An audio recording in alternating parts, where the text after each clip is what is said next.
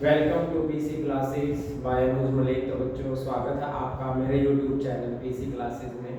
तो आज हम 11th क्लास का सेकंड टॉपिक स्टार्ट करने जा रहे हैं, जिसका नाम है इम्पोर्टेंस ऑफ केमिस्ट्री। इससे पहले वीडियो में मैंने आपको कि केमिस्ट्री की फुल फॉर्म क्या है, chemistry that means what is chemistry, कि केमिस्ट्री क्या है, ब्रांच क्या है, इसकी फुल फॉर्म क्या है।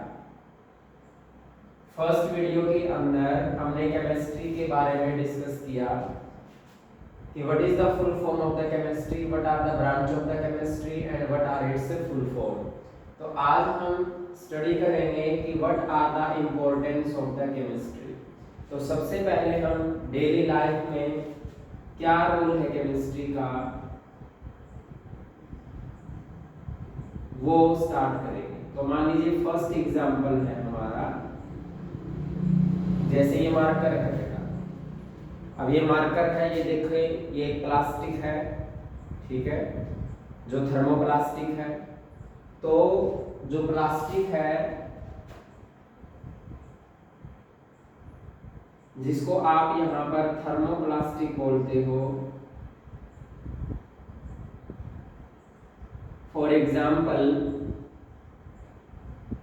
पीवीसी पाइप्स आपने देखी है, पीवीसी पाइप्स जो घरों में हम यूज करते हैं पाइप्स, वहां पर लिखा भी होता है पीवीसी पाइप्स। तो पीवीसी क्या है, ये इसका एक फुल फॉर्म है poly vinyl chloride. Polyvinyl chloride, जो ये पॉलीविनाइल क्लोराइड है, ये बेटा पॉलीमर है, और इसके अंदर जो इसका मोनोमर है, जिसके मिलने से ये बना है, ये मोनोमर है विनाइल क्लोराइड। तो जब विनाइल क्लोराइड आपस में मिलेगा तो पॉलीमर बनेगा, जिसको हम बोलेंगे पीवीसी पाइप्स। तो विनाइल क्लोराइड क्या है, केमिकल है, दैट इज द केमिकल। और इस केमिकल का यूज करके हम क्या बना रहे हैं, पीवीसी पाइप्स बना रहे हैं, जो क्या है, एक थर्मोप्लास्टिक है, जिसका यूज करके हम डिफरेंट टाइप के अनदर थिंग्स बना सकते हैं। जैसे बकेट हो गई, प्लास्टिक बकेट्स, ये ठीक है, नॉन ब्रेकेबल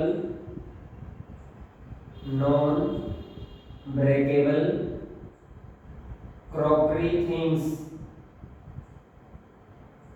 जो बनती हैं मेलामाइन फॉर्मेल्डिहाइड से बेटा, मेलामाइन फॉर्मेल्डिहाइड से, जो मेलामाइन फॉर्मेल्डिहाइड से बनती है, क्योंकि मेलामाइन फॉर्मेल्डिहाइड भी एक केमिकल है जिसके द्वारा हम नॉन ब्रेकेबल क्रॉकरी थिंग्स बनाते हैं, जो आसानी से ब्रेक नहीं होती, जो क्रॉकरी थिंग्स होती है।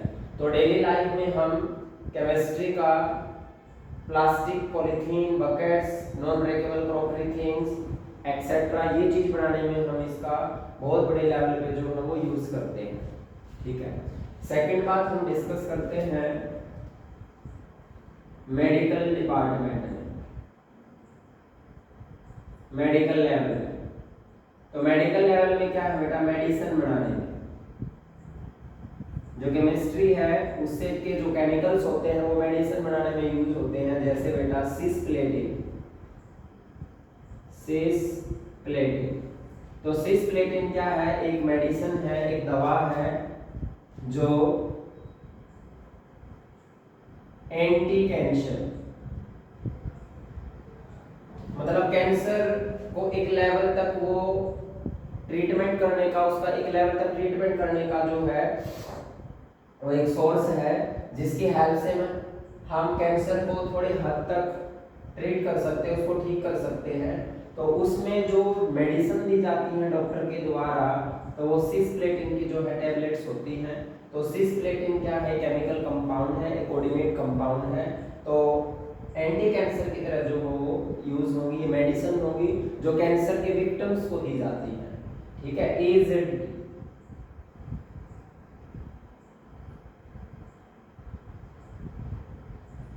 एसिडोथायमिडीन, ये ड्यूरिंग एड्स विक्टिम, ये एड्स विक्टिम्स को दी जाती है बेटा, ठीक है, एजिडोथायमिड, ये जो टैबलेट्स हैं ये, क्योंकि जो एड्स के विक्टिम्स होते हैं, जो एड्स होती हैं जो वो HIV वायरस की वजह से होती है, तो उस टाइम पर वो इम्यूनिटी सिस्टम को धीरे धीरे क्या कर देती है बेटा, डिक्रीज कर देती है, हमारी इम्यूनिटी पावर को वो धीरे धीरे क्या करती है, ये HIV वायरस जिसकी वजह से एड्स होती है, जिसकी फुल फॉर्म है एक्वायर्ड इम्यूनो डेफिशिएंसी सिंड्रोम, तो इसकी हेल्प से क्या होगा, हमारा जो HIV वायरस है, तो HIV वायरस क्या करेगा, एड्स देगा, जिसकी हेल्प से होगी। अब जब वो विक्टिम्स ये टैबलेट खाएगा तो धीरे धीरे क्या होगा, उसकी जो ग्रोथिंग है HIV वायरस की वो धीरे धीरे कम होगी, लेकिन ऐसे नहीं कि एक लेवल तक बिल्कुल ही कम हो जाएगी, नहीं, वो हमारे इम्यूनिटी पावर को जो है अटैक करता है HIV वायरस जो होता है, ठीक है। तो इस तरीके से केमिस्ट्री का रोल है मेडिकल डिपार्टमेंट के अंदर। वैसे और बहुत सारे मेरे पास एग्जाम्पल है, तो नेक्स्ट एग्जाम्पल है बेटा जैसे एंटीपैरेटिक्स।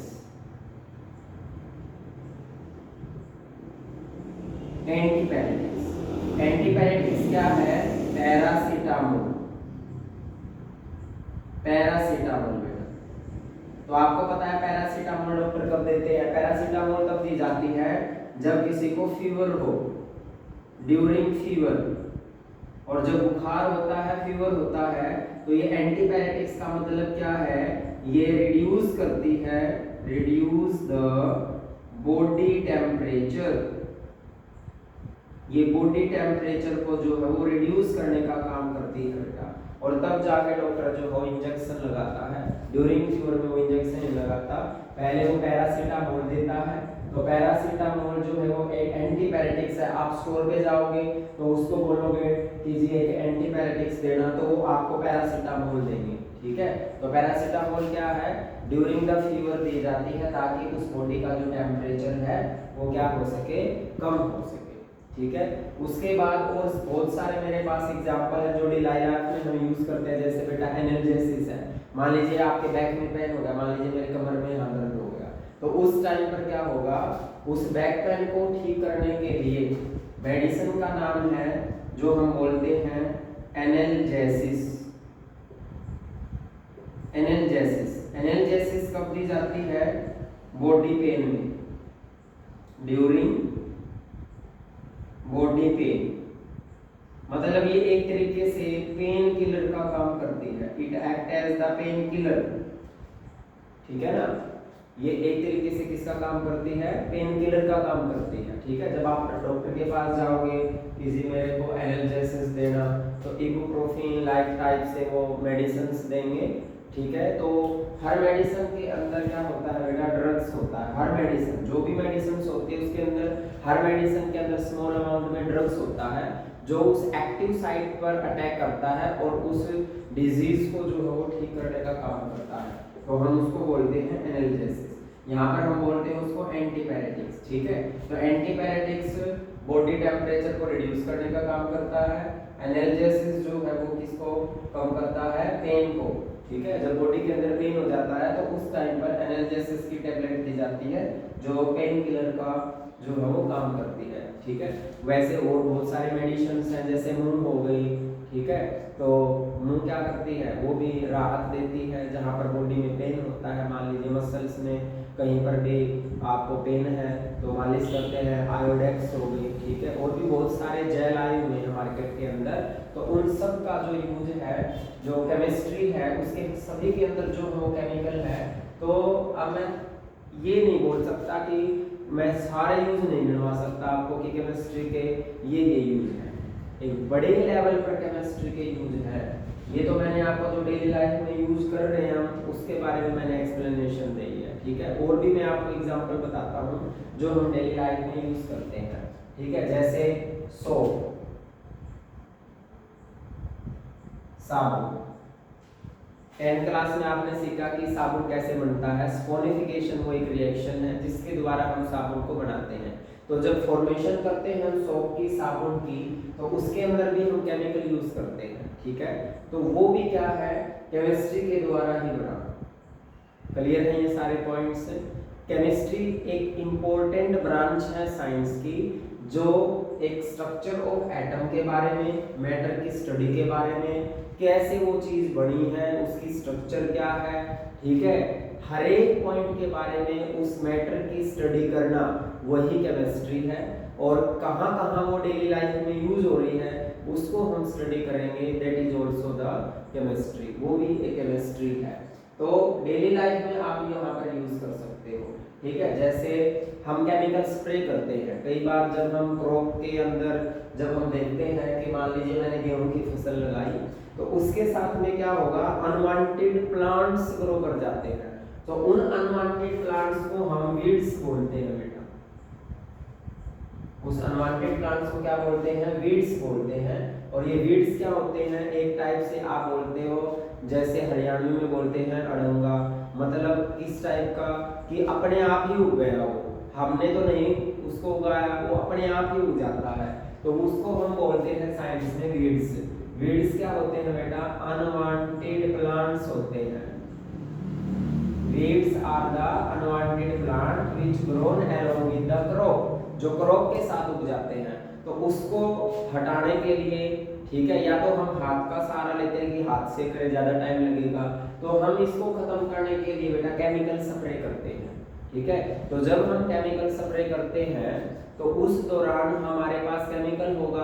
अब वो बात सोचो, केमिकल आया कहाँ से, केमिस्ट्री से, ठीक है। तो केमिस्ट्री से हम केमिकल लेंगे और उस वीड्स को जलाने का काम जो है वो केमिस्ट्री करेगी, वो केमिकल करेगा। तो 2,4D ये केमिकल है जो वीड्स को जो है वो खत्म करने का जो है बेटा काम करता है, ठीक है। इसके बाद हम डिस्कस करेंगे नेक्स्ट कि केमिस्ट्री का और कहाँ कहाँ रोल है।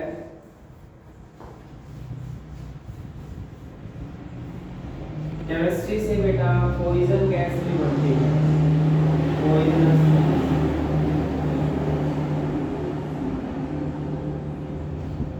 केमिस्ट्री से इतनी पॉइजनस गैस बनती है कि पूरे कंट्री को वो खत्म कर सकती है, ठीक है ना।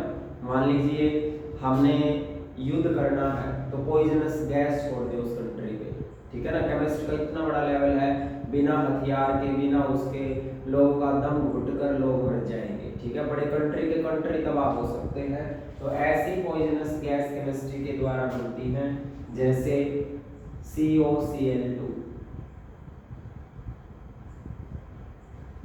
COCl2 कैसे बनती है, इसका नाम है बेटा फोस्जीन गैस, फोस्जीन गैस। और ये जो फोस्जीन गैस है ये कैसे बनी बेटा, क्लोरोफॉर्म से, CHCl3 से। इसको बोलते हैं क्लोरोफॉर्म, जिससे आदमी बेहोश हो जाएगा और ज्यादा यूज किया तो बेटा कोमा में चला जाएगा और उसके बाद उसकी डेथ है, ठीक है, ज्यादा यूज करने से। तो क्लोरोफॉर्म है। क्लोरोफॉर्म को बेटा डार्क ब्राउन बोतल में बंद करके रखते हैं। क्लोरोफॉर्म क्लोज्ड इन डार्क ब्राउन बोतल। क्लोरोफॉर्म को हम डार्क ब्राउन बोतल में बंद करके रखते हैं। व्हाई? अब क्वेश्चन है व्हाई, ऐसा क्यों? यदि आप ऐसा करोगे तो जो साइड इफेक्ट है वो नहीं होंगे, ठीक है, ज्यादा। यदि आपने इसको ओपन कंटेनर में ऑक्सीजन की प्रेजेंस में सनलाइट में रख दिया, ध्यान देंगे, मोस्ट इंपॉर्टेंट पॉइंट है, क्योंकि केमिस्ट्री से यदि छेड़छाड़ करोगे, केमिकलों से छेड़छाड़ करोगे तो उसके साइड इफेक्ट भी है, वो हार्मफुल भी है, केमिस्ट्री से बहुत ज्यादा हार्मफुल है। तो क्लोरोफॉर्म को यदि ऑक्सीजन के साथ आप ट्रीट करवाओगे in the presence of the sunlight, तो बेटा यहां से बनेगी COCl2, जिसको हम बोलेंगे फोस्जीन गैस, और प्लस में निकल जाएगा HCl, ऐसे। तो ये जो फोस्जीन गैस है ये मोर पॉइजनस गैस है, ठीक है। नेक्स्ट है CCl3NO2, ये टीयर गैस।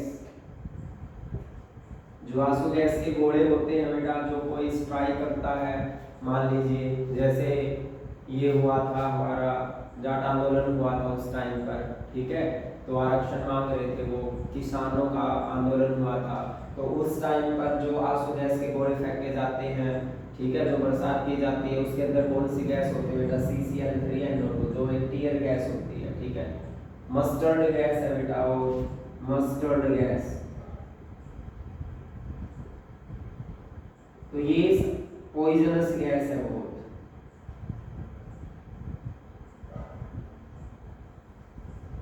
तो ये सारे केमिकल जो मैंने आपको बताए हैं वो केमिस्ट्री से ही है, ठीक है। नेक्स्ट हम बात करते हैं, आपने काला हिट सुना होगा, ठीक है, मच्छरों का सीजन है, DDT, ये केमिकल है जो पॉली हैलोजन डेरिवेटिव है, पॉली हैलोजन डेरिवेटिव है, पॉली हैलोजन डेरिवेटिव DDT, जिसकी फुल फॉर्म है, ये केमिकल है जिसका हम यूज करते हैं टू किल द इंसेक्ट को किल करने के लिए। तो आप इसको बोल सकते हो इंसेक्टिसाइड्स, ये एक इंसेक्टिसाइड्स है बेटा, ठीक है, जैसे काला हिट होता है, आप बोलते हो काला हिट, ऐसे ही लिख रहा हूं, जैसे काला हिट हम लेकर आते हैं बाजार से, ठीक है, उसका छिड़काव करते हैं तो जो मच्छर हैं वो नहीं रहते, ठीक है, मर जाते हैं, डेथ हो जाती है, और उस एरिया में वहां पर वो नहीं होते, ठीक है, उसकी स्मेल रहती है। तो ये DDT जो है एक केमिकल है जिसकी फुल फॉर्म है dichloro diphenyl trichloro ethane, that is the full form of the DDT. So DDT is the chemical polyhalogen derivative, poly means many, halogen मतलब हैलोजन ग्रुप लगे हुए हैं क्लोरीन वाले, ठीक है, ये उसका डेरिवेटिव है, इसका यूज करते हैं हम इंसेक्ट को किल करने के लिए, ये इंसेक्टिसाइड्स है जिसको हम काला हिट बोलते हैं, फुल फॉर्म है डाइक्लोरो डाइफिनाइल ट्राइक्लोरोइथेन, ठीक है ना। तो दो फिनाइल ग्रुप अटैच्ड हैं, दो क्या अटैच है, क्लोरीन ग्रुप अटैच है। तो इसके जो डायग्राम है वो डायग्राम देख ले बेटा, इसका DDT का क्या डायग्राम है, ये दो बेंजीन रिंग हो गई, ठीक है, यहाँ पर ये Cl हो गए, ये डाइक्लोरो डाइफिनाइल, अब ये अटैच होगा यहाँ से, ठीक है, और इसके साथ में C होगा, एक H होगा, और एक Cl यहाँ होगा, एक Cl यहाँ होगा, एक Cl यहाँ होगा। तो that is the structure of, यहाँ पर बेटा ये CH है, दोबारा से साफ लिख देता हूँ, ये CH है यहाँ पे, तो इस ये है DDT, ये केमिकल्स। तो मैं आपको क्यों बता रहा हूँ ये चीजें, क्योंकि जब तक आपको ये नहीं पता होगा कि केमिस्ट्री की इंपॉर्टेंस क्या है डेली लाइफ में, जब तक आपको नहीं पता होगा कि है क्या केमिस्ट्री, ठीक है, आप जो भी डेली लाइफ में करते हो, मान लीजिए आपके पेट के अंदर एसिडिटी हो गई, ठीक है, नेक्स्ट हम पॉइंट बात करते हैं अब एसिडिटी का। आपके पेट के अंदर एसिडिटी हो गई, आपको एसिडिटी, तो इस एसिडिटी को क्योर करने के लिए, to cure the acidity, acidity को क्योर करने के लिए क्या देते हैं डॉक्टर, एंटासिड देते हैं बेटा। एंटासिड का मतलब क्या है, जो एसिडिटी को स्टॉप करते हैं, तो एंटासिड की फॉर्म में वो आपको इनो देते हैं, इनो के अंदर होता है NaHCO3, जिसको आप बोलते हो बेकिंग सोडा। सेकंड आपको वो देता है milk of magnesia, milk of magnesia देता है, ठीक है, और मिल्क ऑफ मैग्नीशिया में ये होता है MgOH का होल ट्वाइस। ये मिल्क ऑफ मैग्नीशिया की बेटा टैबलेट दी जाती है, ये क्यों दी जाती है, ताकि आपकी जो pH है, क्योंकि एसिडिक pH हो जाती है ना, पेट में ज़्यादा एसिड होने से क्या हो जाती है, पीएच एसिडिक हो जाती है, जिसकी वजह से एसिडिटी होती है। तो उस पीएच को मेंटेन करना पड़ता है, उसको न्यूट्रलाइज होना पड़ता है, ठीक है, तब वो पेट का दर्द जो हो ठीक होता है। तो उसको न्यूट्रलाइज करने के लिए हमारे पास एंटासिड है जो बेकिंग सोडा है और क्या है, मिल्क ऑफ मैग्नीशिया है। तो इस तरीके से भी केमिस्ट्री का यहाँ पर रोल है। तो बहुत सारे एग्जाम्पल हैं, इतने सारे एग्जाम्पल हैं कि मैं इतने सारे एग्जाम्पल यहाँ एक्सप्लेन नहीं कर सकता, ठीक है ना। हर डिपार्टमेंट में केमिस्ट्री का जो है वो रोल है बेटा, ठीक है। अब हम बात करते हैं नेक्स्ट कि क्या क्या केमिस्ट्री के कंपाउंड बन सकते हैं, क्या इंपॉर्टेंट है डेली लाइफ में, ठीक है। आपने सुना होगा बेटा फिटकरी, ठीक है। फिटकरी का जो नाम है वो बेटा पोटास एलम है, जिसका फॉर्मूला है K2SO4 डॉट Al2SO4 का होल थराइस डॉट 24H2O। ये फिटकरी का केमिकल फॉर्मूला है बेटा। अब ये जो फिटकरी होती है, जो पोटास एलम होती है, ये एक एंटीसेप्टिक है, ठीक है। सेकेंड बात क्या है, जो ये पोटास एलम है इसका हम यूज करते हैं ब्लड की क्लॉटिंग करने के लिए, ब्लड क्लॉटिंग के लिए, ठीक है ना। ये खून का थक्का जमा देते हैं, मान लीजिए कहीं पर कट लग गया तो फिटकरी रगड़ी है उस पर और ब्लड की क्या होगी, क्लॉटिंग जम जाएगी, ठीक है। तो बहुत सारे केमिकल कंपाउंड हैं। अब हम बात करते हैं एंटीसेप्टिक का और बात करते हैं डिसइंफिक्टेंट का। इनमें क्या डिफरेंस है, यहां पर भी केमिस्ट्री का रोल है। एंटीसेप्टिक वो होते हैं जो किल करते हैं, kill the germs on living things पर। जैसे हमारे घाव हो गए, ठीक है, तो घाव को साफ करना है तो उसके ऊपर जर्म्स आ गए तो हम इथेनॉल ले सकते हैं, फॉर एग्जांपल जैसे डेटोल, ठीक है ना। आप इथेनॉल ले सकते हो, जो जिसको हम बोलते हैं रेक्टिफाइड स्प्रिट, जो मेडिकल डिपार्टमेंट में हम यूज करते हैं। उसके बाद आप हाइड्रोजन पर ऑक्साइड ले सकते हो, हाइड्रोजन पर ऑक्साइड H2O2 फॉर्मूला है जिसका एक्सेट्रा। तो ये क्या काम करते हैं, एक तरीके से एंटीसेप्टिक होते हैं। जैसे पहले थर्मोमीटर, जो क्लिनिकल थर्मोमीटर होता था, जैसे डॉक्टर टेम्परेचर को देखता तो उसके बाद एक सॉल्यूशन में उसको डिप कर देता था, ठीक है ना। अब तो डिजिटल थर्मोमीटर आ गया था।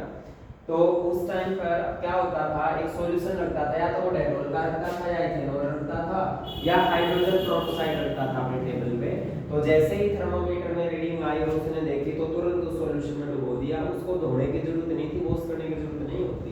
तो ये एक तरीके से एंटीसेप्टिक होते हैं जो लिविंग थिंग्स पर जो है वो काम करते हैं। मान लीजिए हमारे घाव हो गए तो घाव को साफ करने के लिए हम एंटीसेप्टिक का यूज करेंगे जो उसको क्योर करने का काम करेगा। डिसइंफेक्टेंट क्या है, ये किल करता है बेटा germs, kill the germs on non living things. ये नॉन लिविंग थिंग्स पर अप्लाई होता है, ठीक है। जैसे फिनाइल, जैसे फिनाइल का पोछा लगाते हैं, ठीक है ना, फ्लोर पर, तो वहां पर जो जर्म्स होंगे तो उन जर्म्स को किल करने के लिए हम डिसइंफेक्टेंट का यूज करते हैं। ये भी कहां से है, केमिस्ट्री से ही है। तो बहुत सारे केमिकल ऐसे हैं बेटा जो हम डेली लाइफ में यूज करते हैं। और बताता हूँ बेटा एक दो जो आप डेली लाइफ में यूज करते हो। आपके घर में विंडो ग्लासेस हैं, सबके घर में है बेटा विंडो पर ग्लास। वो ग्लासेस जो है उसको हमने साफ करना है, ठीक है, ग्लासेस को। तो उस ग्लासेस को साफ करने के लिए हम कुलीन लेते हैं, कुलीन। अब ये कुलीन क्या है, ये क्या करता है, वॉश करता है, वॉश द, ये केमिकल है जो क्या करेगा, वॉश करेगा ग्लास को, वहां पर जो जर्म्स हैं उसको किल करने का काम करेगा। तो स्कुलीन के अंदर क्या होता है बेटा, अमोनियम हाइड्रोक्साइड, इसके अंदर अमोनियम हाइड्रोक्साइड होता है, तो इससे वो बनता है और इसका हेल्प से हम उस ग्लासेस को जो है वो क्लीन कर सकते हैं। क्लियर है ये सारे पॉइंट्स? तो बहुत सारे पॉइंट है डेली लाइफ के अंदर जो केमिस्ट्री की इंपॉर्टेंस देते हैं। जैसे बेटा ड्राई सेल हो गया, ड्राई सेल, सेल बनाने में भी केमिस्ट्री का यूज है, बैटरी बनाने में, मतलब क्या बनाने में, बैटरी बनाने में। तो बैटरी बनाने में केमिस्ट्री का यूज है। बैटरी जो है वो केमिकल से बनती है। तो पहला एग्जांपल मैंने आपको दिया ड्राई सेल। ड्राई सेल क्या है, एक प्राइमरी बैटरी है बेटा, एक प्राइमरी सेल है। जो घड़े का सेल होता है उसको ड्राई सेल बोलते हैं। ये प्राइमरी सेल है विच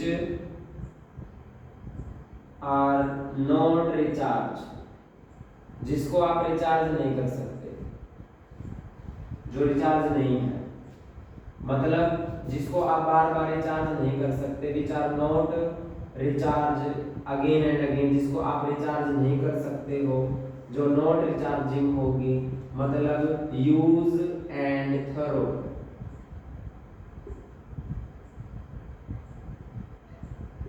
जिसको आप यूज करोगे और फेंक देंगे, ठीक है। तो ये जो ड्राई सेल है ये कैसे बनती है, इसके अंदर केमिकल कंपाउंड क्या है, क्या क्या हम इसके अंदर इलेक्ट्रोलाइट यूज करेंगे। देखें एक घड़े का सेल बेटा ऐसे होता है, जो ड्राई सेल होता है, ऊपर से यहाँ बेटा उठा हुआ होगा ये, तो ये तो होती है ग्रेफाइट रोड,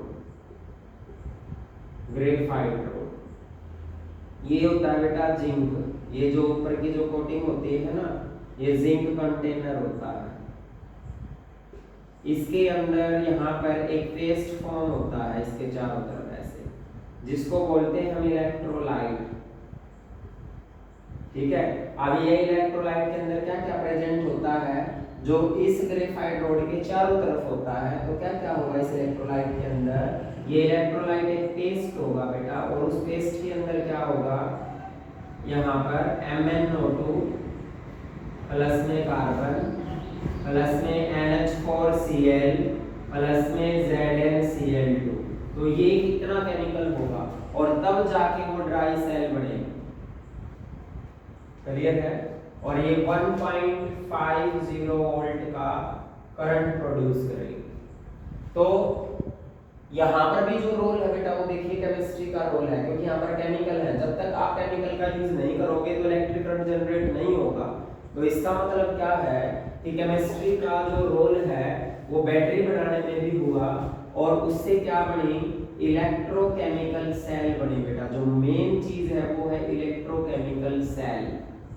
तो जो इलेक्ट्रोकेमिकल सेल है उसको दो पार्ट में तोड़ दें। इलेक्ट्रो का मतलब क्या है, इलेक्ट्रिक एनर्जी, और केमिकल सेल का मतलब क्या है, केमिकल एनर्जी। तो इलेक्ट्रोकेमिकल सेल क्या होगी, वो सेल जिसके अंदर chemical energy convert into electric energy, जिसके अंदर केमिकल एनर्जी किसके अंदर कन्वर्ट होगी, इलेक्ट्रिकल एनर्जी के अंदर। तो अभी मैंने जो एग्जांपल दिया था, और ये जो इलेक्ट्रोकेमिकल सेल होगी ये बेस्ड ऑन रेडॉक्स रिएक्शंस, जो आपने 10th क्लास में पढ़ी रेडॉक्स रिएक्शन, जिसके अंदर क्या होगा, ऑक्सीडेशन होगा और क्या होगा, रिडक्शन होगा। तो यहाँ पर ऑक्सीडेशन होगा एट एनोड पर और रिडक्शन होगा एट कैथोड पर। तो ये जितने भी मैंने आपको यूज बताए, that are the importance of the chemistry. तो इस तरीके से आप सेकंड टॉपिक जो है वो रिवाइज कर सकते हैं। एनसीईआरटी में भी है, एक पेज पर लिखा हुआ है कि what are the importance of the chemistry in the daily life, ठीक है। इसके बाद हम एक टॉपिक और स्टार्ट करते हैं जो एनसीईआरटी में बैक में है, जो इम्पोर्टेंट है टॉपिक का नेम है परसेंटेज कंपोजिशन बेटा। अब तक जो मैंने आपको बताया वो सिर्फ इंट्रोडक्शन था कि what is the chemistry, what are the scope of the chemistry, what are the importance of the chemistry, what are the branch of the chemistry, what is the full form of the chemistry and why we read the chemistry, what are the use of the chemistry in the daily life. तो अब हम बात करेंगे percentage composition की। आज का topic है अपना जो मेन टॉपिक है वो है परसेंटेज कंपोजिशन कि what are the percentage composition, क्या है, कैसे आप परसेंटेज कंपोजिशन को निकालेंगे, क्या होती क्या है। तो परसेंटेज कंपोजिशन कैसे निकलती है बेटा कंपाउंड की कि मास ऑफ द एलिमेंट, जिस एलिमेंट की आपने परसेंटेज निकालनी है उसका मास ऊपर आएगा divide by total mass of compounds multiply 100। मतलब उस कंपाउंड के अंदर वो कितने परसेंट में है। जैसे फॉर एग्जांपल ध्यान देना बेटा, अब यहाँ पर जैसे मैंने लिख लिया CO2। अब ये जो CO2 मैंने यहाँ पर लिखी है तो इस परसेंटेज कंपोजिशन का मतलब क्या है कि कितनी परसेंट कार्बन प्रेजेंट है CO2 के अंदर और कितनी परसेंट ऑक्सीजन प्रेजेंट है इस CO2 के अंदर। तो मतलब मैंने यहाँ पर कार्बन की परसेंटेज निकालनी है और किसकी परसेंटेज निकालनी है बेटा, ऑक्सीजन की परसेंटेज निकालनी है, ठीक है। तो उसको बोलते हैं परसेंटेज कंपोजिशन। एक इंडिविजुअल एलिमेंट की परसेंटेज निकालनी है हमें और जब आप उसका टोटल करोगे तो पूरे कंपाउंड की परसेंटेज आएगी जो 100 बढ़ के आएगी, ठीक है। तो अलग अलग एलिमेंट की आपने परसेंटेज निकालनी है। तो लास्ट क्वेश्चन है ये, एक बार ध्यान से देखें। CO2, तो इस CO2 का आप लिखोगे पहले मोलिकुलर मास। सबसे पहले आपने इसका मोलिकुलर मास निकालना होगा। तो मोलिकुलर मास है, इसमें 1 कार्बन है प्लस 2 ऑक्सीजन है, तो 1 मल्टीप्लाई 12 प्लस में 2 मल्टीप्लाई 16, तो 12 प्लस में 32 इज इक्वल टू हो गया 44U।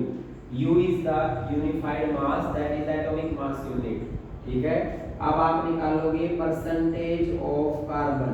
तो जिसकी परसेंटेज आपने निकालनी है उसका मास ऊपर होगा, तो कार्बन का मास कितना होता है बेटा 12 डिवाइड बाय क्या होगा मोलिकुलर मास 44 मल्टीप्लाई क्या होगा 100। तो आपने इसको लोवेस्ट फ्रैक्शन में लेके आना है, तो ये हो गया 300/11। तो आपने इसकी परसेंटेज निकालनी है।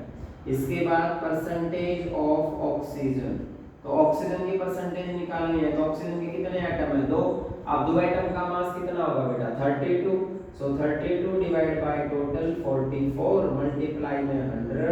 सो 2 1 जा 2 6 जा 2 2 जा 2 2 जा 2 8 जा 2 1 जा 2 1 जा, तो ये आ गया 100 multiply 8 that is 800 divide by 11, that is the percentage. तो इसका मतलब क्या हुआ कि during the formation of the carbon dioxide, जब कार्बन डाइऑक्साइड गैस बनेगी तो उस दौरान जो कार्बन की परसेंटेज होगी उसके अंदर वो होगी 300/11% और परसेंटेज ऑफ ऑक्सीजन होगी 800/11%। तो आप इसकी ट्राई कर सकते हो। सेकंड, आप Na2CO3 के अंदर निकाल के देखना कि परसेंटेज सोडियम कितनी है, परसेंटेज कार्बन कितनी है, परसेंटेज ऑक्सीजन कितनी है, ठीक है। थर्ड क्वेश्चन मैं आपको देता हूँ यहाँ। थर्ड में आप करके देखना कि मान लीजिए मैंने ले लिया K2SO4, तो K2SO4 के अंदर परसेंटेज पोटासियम की कितनी है, परसेंटेज सल्फर की कितनी है, ठीक है, और परसेंटेज ऑक्सीजन की कितनी है। तो ये आपने ट्राई करने हैं, ठीक है। सो आज का जो टॉपिक था हमारा importance of the chemistry and percentage composition, I hope आपको ये अच्छे से समझ में आया होगा। और यदि आपको कोई डाउट है तो आप कमेंट बॉक्स में भी डाल सकते हो, तो मैं उसका आपको जवाब दूंगा कि किस तरीके से क्वेश्चन ये आगे प्रोसेस में होंगे। तो परसेंटेज कंपोजिशन के ये क्वेश्चन आपने ट्राई करने हैं और कमेंट बॉक्स में इनका जो परसेंटेज आई है आपने वो डालने हैं। तो होप है आपको वीडियो पसंद आएगी, ठीक है। और यदि आप चैनल पर फर्स्ट टाइम आए हो तो उसको सब्सक्राइब करना, लाइक कमेंट और सब्सक्राइब जरूर करें।